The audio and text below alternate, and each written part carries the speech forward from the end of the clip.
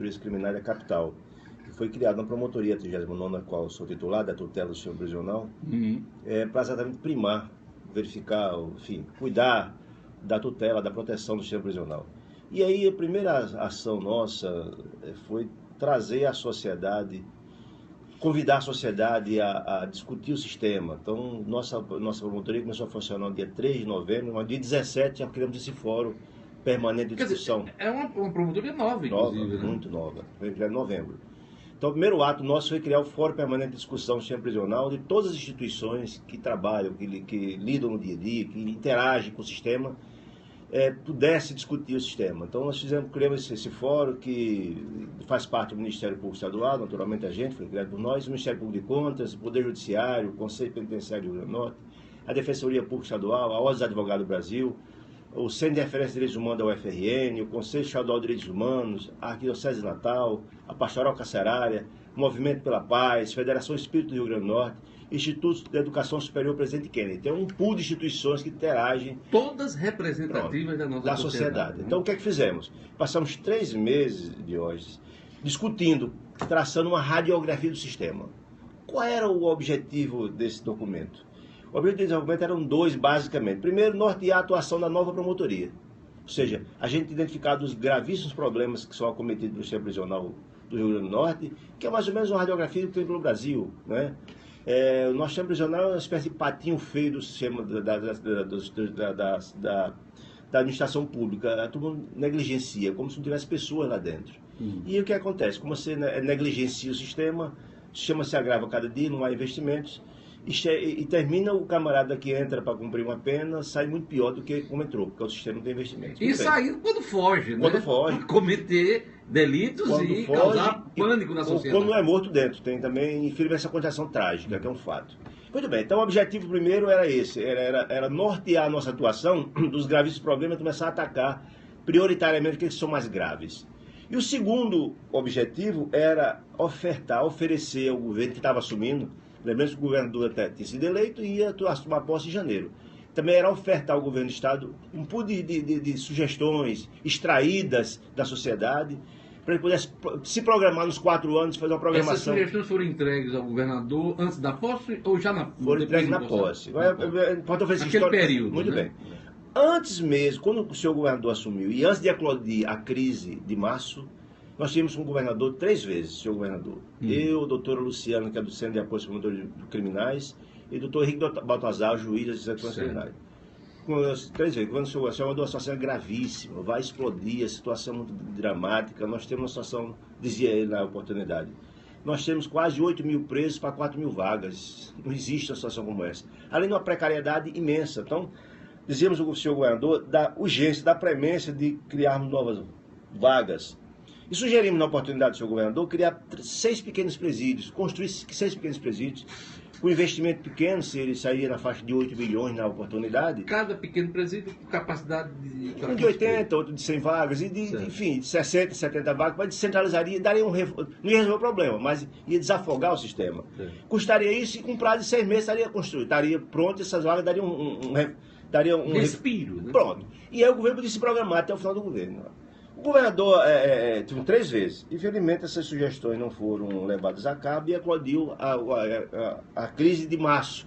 Aquelas rebeliões que das 32 unidades prisionais, 16 foram praticamente destruídas. São 32 unidades, metade, né? Pronto.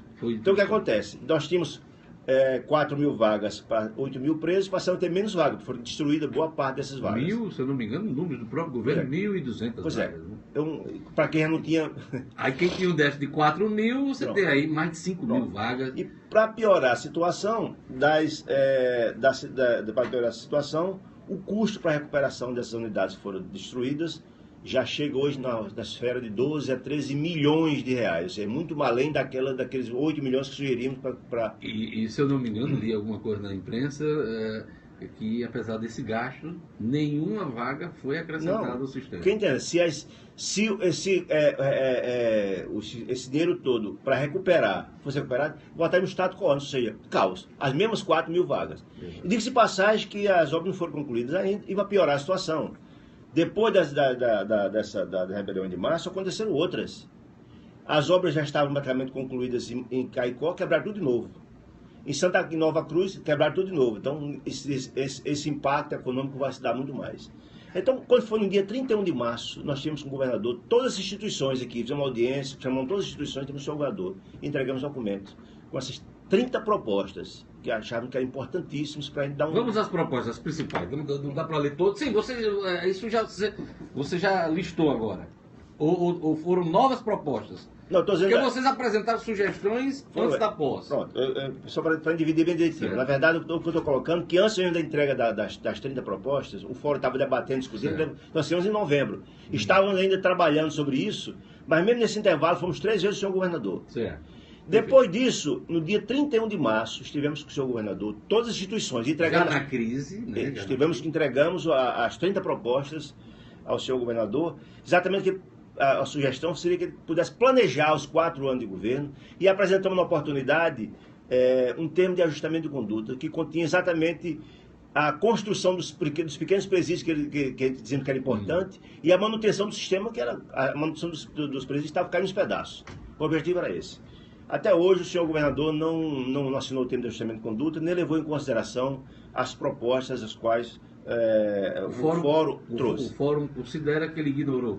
Ignorou. Não pôde responder. Ignorou, porque na verdade nós levamos a situação, cobramos outras oportunidades, essa resposta que nunca veio. Não é? Por isso, exatamente agora, quando o Fórum se reuniu recentemente, há 2 semanas atrás, esta nota de repúdio foi escrita como uma resposta dessa falta de resposta do governo. De ação. Continua o sistema sendo gerido de forma improvisada, gastando-se recursos, sangrando a economia do nosso Estado, porque, na verdade, cada dia se quebra mais o patrimônio público e nenhum norte. Ou seja, a coisa é improvisada, desarticulada e não há um norte, não há um planejamento do sistema. Isso é que nos preocupa imensamente. Promotor Antônio Siqueira Cabral, aqui no Jornal 96, o governador, eu fiz menção à nota de repúdio, e ele disse o seguinte, que eles apontam onde tem os recursos, que quem critica o governo, quem aponte onde estão os recursos. Quer dizer, ele demonstrou aqui a incapacidade de fazer qualquer tipo de investimento pela falta de recursos. O que é que o senhor tem a dizer?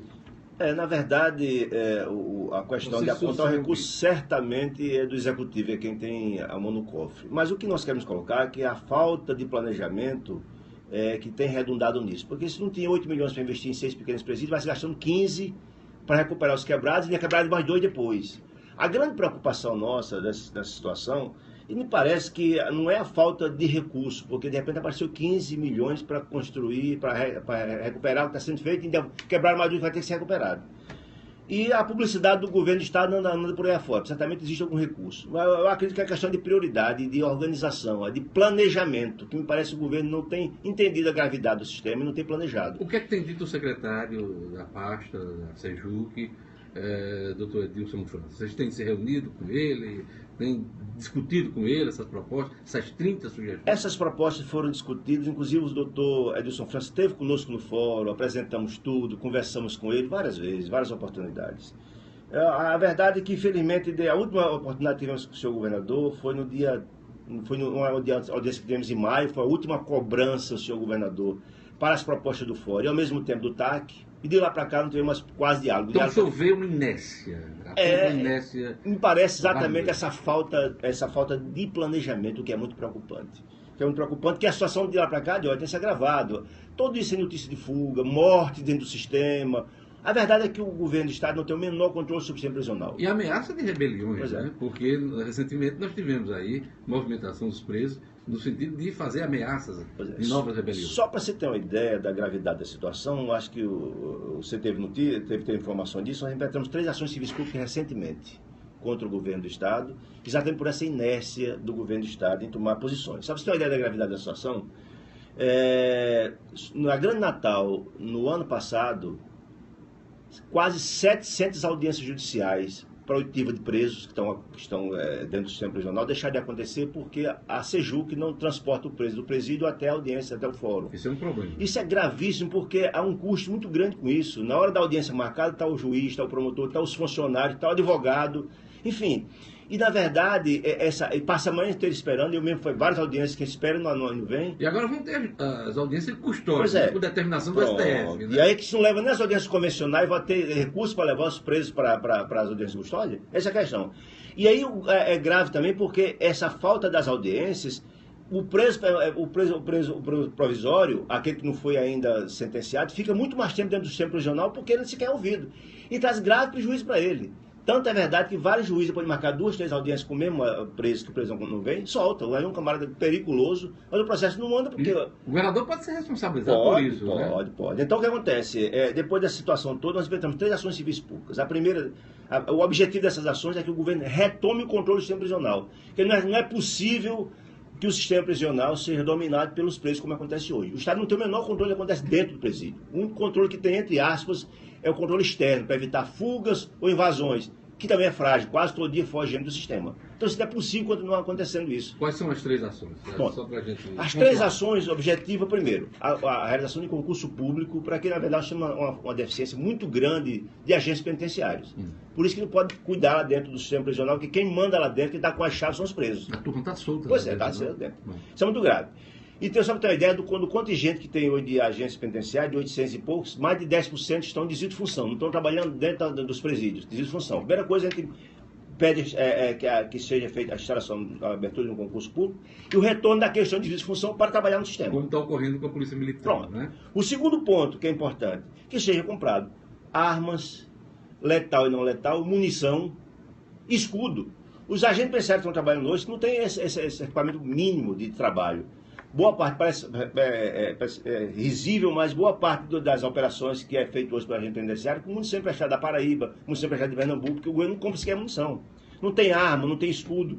Já tem acontecido, por exemplo, o risco dos agentes penitenciários que têm sofrido atentados lá fora. Quer dizer, é uma situação muito, muito dramática. Essa é a segunda ação. E a terceira ação é a compra de viaturas.